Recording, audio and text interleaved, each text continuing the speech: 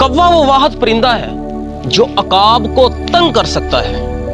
ये परिंदों के बादशाह अकाब की पुश्त पर बैठ जाता है और अपनी चोंच के साथ उसकी गर्दन पर काटता है।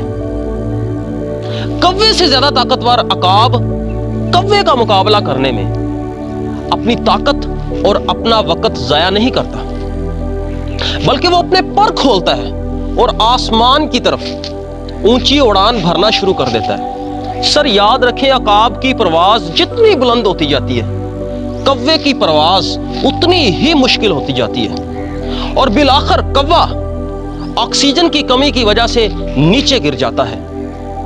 सर इसका मतलब यह हुआ अकाब का लेवल यहां पे है और कव्वे का लेवल यहां पे है। सर मतलब साफ ज़ाहिर है, अकाब को कव्वे का मुकाबला करने के लिए, कव्वे को जवाब देने के लिए वहां से यहां आना पड़ेगा और यहां आकर अकाब और कव्वा बराबर हो जाएंगे और उनकी सोच में कोई फर्क नहीं रहेगा। इसलिए अकाब कव्वे का मुकाबला किए बगैर, कव्वे को जवाब दिए बगैर ऊंची उड़ान भरना शुरू कर देता है और बहुत ऊंचा चला जाता है। फिर मुकाबला और छेड़छाड़ करने का ख्वाहिशमंद बेचारा कव्वा खुद ब खुद नीचे गिर जाता है। सर इसी तरह अगर आप आज उन लोगों की वजह से परेशान हैं जो आपका मुकाबला करना चाहते हैं, अगर आप उन लोगों की वजह से परेशान हैं जो आपको नुकसान पहुंचा रहे हैं या आपकी पीठ पीछे बातें कर रहे हैं, तो सर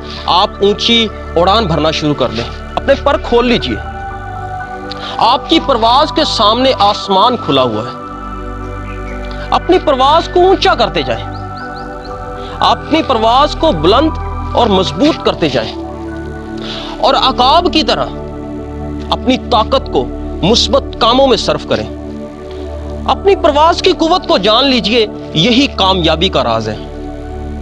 वो फरेब खुर्दा शाही के पला होकर गसों में, उससे क्या खबर कि क्या है राहो रस्मे शाहबाजी।